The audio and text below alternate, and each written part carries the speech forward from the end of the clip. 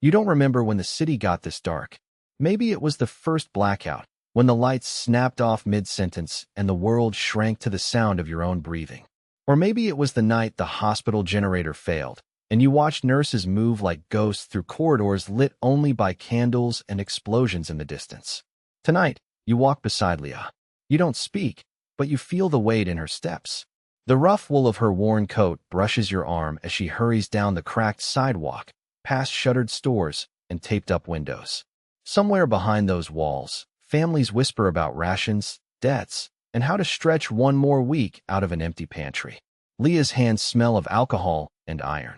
She's just left another double shift, another 12 hours of blood, bandages, and bad news.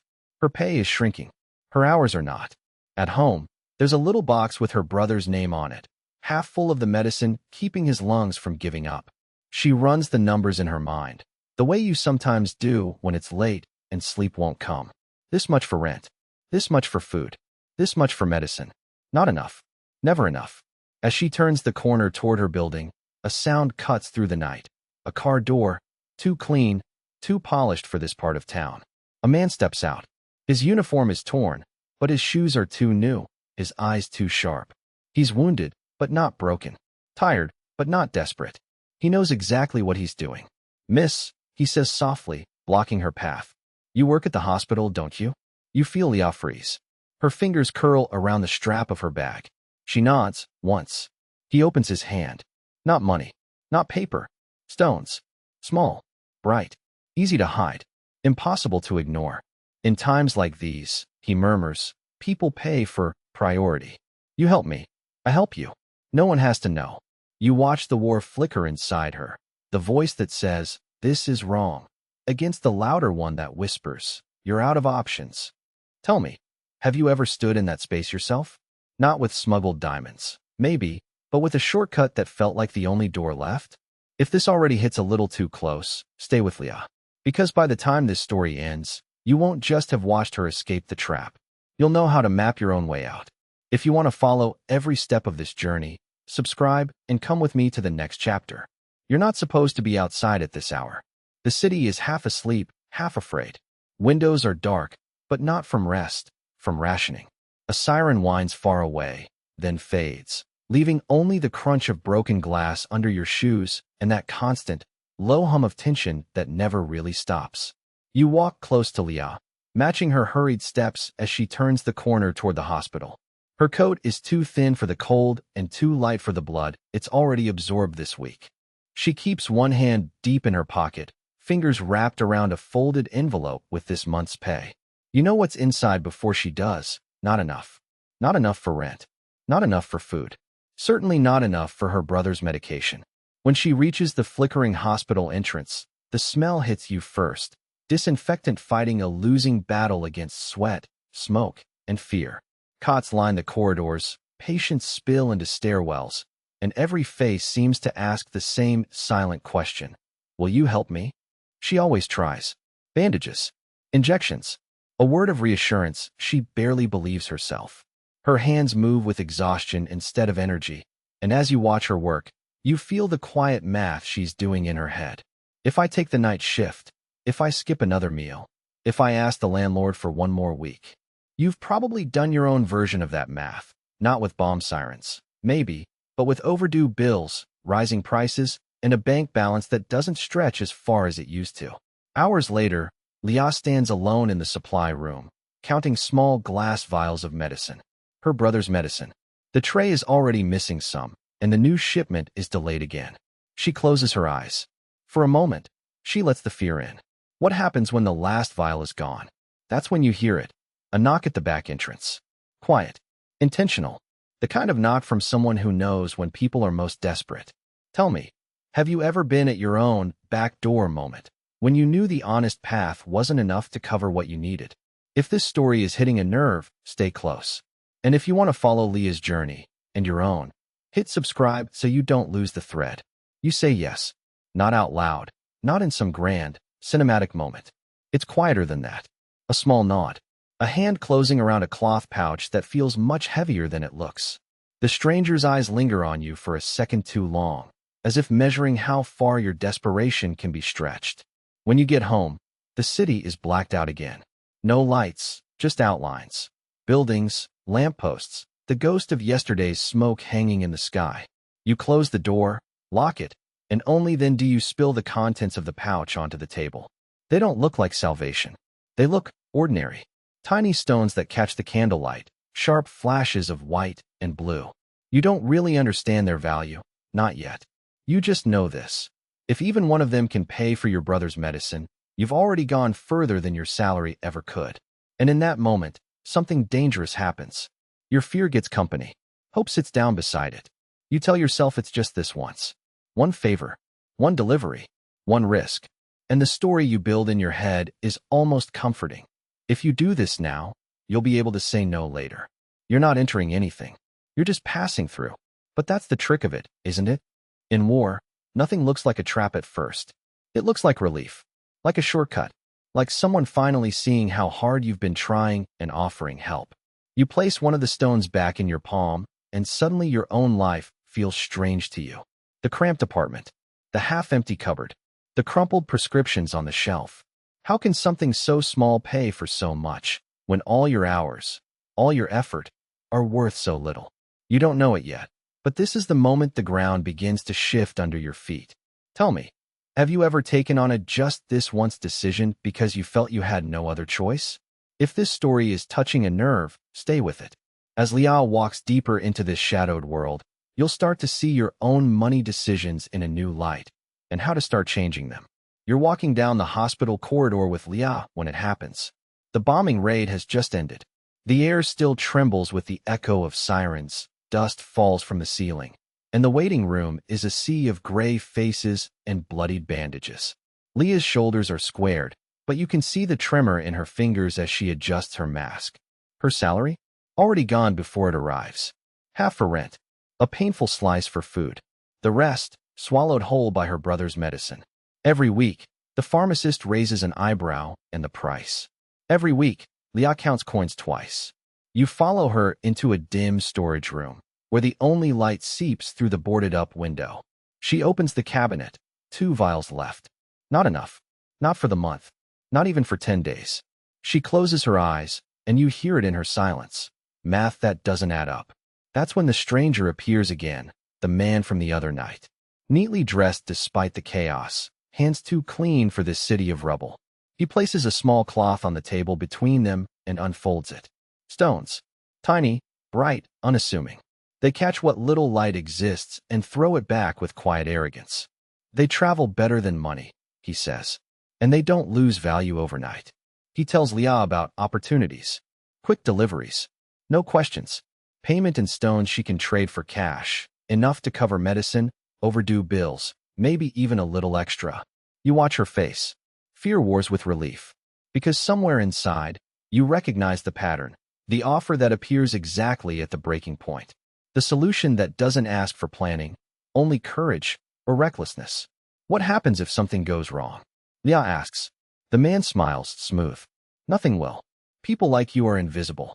No one looks twice at a nurse. People like you. The phrase hangs in the air. You feel the weight of it. How the world treats those who are tired, overworked, and cornered by need. Tell me, have you ever stood in a room like this, doing impossible math with your life? If this story is resonating with you so far, stay close. Leah's next choice will change everything. And as her path sharpens, you'll begin to see your own more clearly. You're at Leah's side the night the hospital finally goes quiet. Not peaceful, just exhausted. The air still smells of ether and metal, but the groans have faded, the footsteps slowed. Leah leans against a tiled wall, her hands trembling from the last operation. Her pockets are empty again. The envelope she received that morning? Already gone. Rent, bread, half a vial of medicine for her brother. She does the math in her head for the 1000th time. It never adds up. The stones should have solved that, right? One trip, one risk, one extra envelope of bright, glittering promises. But somehow, the more she carries, the more she owes. The more nights she spends slipping from ward to alleyway, the more fragile her life feels. You've probably felt a quieter version of this. More overtime, more effort, but your account never really breathes. Tonight, Leah notices something she's been too tired to see. In the staff room, The nurses compare coupons for soap and potatoes. In the far wing, a colonel's wife arrives with a new fur collar, dripping with diamonds. Same war, same city, different rules. On her way out, Leah spots a reflection in a darkened window, not of her face, but of patterns. The same bruises under her eyes. The same panic when she opens her coin purse. The same relief turned fear when she feels the hidden stones press against her ribs. For the first time, she asks herself a different question, one you may be circling too. If I keep moving like this, where does this road actually lead? It's not a dramatic moment. No violins. Just a tired young woman realizing she doesn't have a plan, only reactions. You've been there, yes? Pay this. Delay that. Say yes to whatever shows up next. As Leah presses her back to the cold wall and closes her eyes, another question slowly surfaces, one that will change everything. What if I could choose my path, instead of just surviving the one given to me? Pause for a second. When was the last time you truly chose your financial direction, instead of just answering bills and emergencies? If this question is already stirring something in you, stay close. In the next part, you and Leah will take the first quiet, deliberate step from desperation to strategy. The first time you see the ledger, it doesn't look dangerous at all. Just a notebook on Leah's kitchen table, under a weak yellow lamp. Columns, numbers, small notes in the margins. You'd expect something grand from a smuggling network, codes, maps, foreign names. But what you find is painfully ordinary. How much came in? How much went out? To whom? At what cost? Leah's hands are ink-stained now, not just blood-stained. By day, she charts doses of morphine and units of blood. By night, she records stones, payments, favors owed. It feels wrong at first, like she's leaving fingerprints on a crime. But gradually, she notices something you might have learned in your own life. When you start writing things down, you start seeing what's really happening. The illusion of control disappears. That's when she realizes she's not making money. She's paying more than she's earning, just not in cash. Every stone has a hidden price, another risk, another lie, another late night walking home alone during a blackout. The men who help her keep their ledgers, too. The difference? Theirs are designed to profit. Hers, until now, has only tracked survival. One evening, a bombing raid shakes the city. Windows rattle, dishes fall, the building groans. Leah doesn't run to the window this time. She stays at the table, pen in hand, tracing numbers that refuse to lie to her. How many shifts at the hospital? How many stones carried? What did each truly buy? Your own life slips into the picture whether you want it to or not. The unpaid card, the overdraft fee, the raise that felt like freedom for 1 month and then vanished into normal expenses. You might not be smuggling diamonds through war zones, but you've probably had your own versions of these traits. On the page, Leah starts to see patterns. On the page, she starts to see a way out. Tell me, when was the last time you truly looked at where your money goes? Not in your head, but on paper? If this hits a little too close, stay with Leah. In the next step, you'll walk beside her as she turns this messy ledger into the first real plan she's ever had. And if you want to follow her journey to the end and build your own escape map, you know what to do. Subscribe and don't miss the next chapter. When the war finally exhaled, it didn't feel like peace. It felt like silence. The sirens stopped. The skies cleared. But your problems? They didn't vanish with the bombs. Leah felt that too. One morning, months after the last air raid, she walked down the same street that once shook with explosions. Now the ruins were half cleared, cafes reopening, children playing in alleys that had been craters. Life, stubborn as weeds, was pushing through the rubble. She still wore her nurse's coat, but something in the way she moved had changed. Her steps were steadier, not because money was easy, far from it, but because, for the first time, she had a plan that reached beyond the next shift. She had a notebook now, not the hospital logbook, not a smuggler's code. Her own. Inside, every debt, every coin owed, every small promise she'd made to herself. How much she needed each month to keep her brother's medicine on the table. How much she would set aside, no matter what, even if it hurt. How much she could risk, and what she would never risk again. Those numbers weren't just math. They were a map. The diamonds had taught her something she hadn't expected, that unplanned money is always someone else's playground. The smugglers had a plan. The party guests had a plan. The black market brokers had a plan. She was the only one, for a long time, who didn't. Now, as she walked past a shop window, she caught her reflection. Tired, yes, but sharper. More present. The war had taken so much from her, but it had left her with a hard, necessary question. If chaos came again, would I still be at its mercy? It's a question worth asking yourself, too. Because your life may not have air raids, but it has its own kind of sirens. Overdue bills, unexpected repairs, obligations no one prepared you for. Do you know your numbers? Your minimum to survive? Your true cost to live well? Or are you still hoping the next shortcut will fix what only a strategy can? If this is stirring something in you, stay with me. In the last part of this story, we'll turn Leah's lessons into your step-by-step.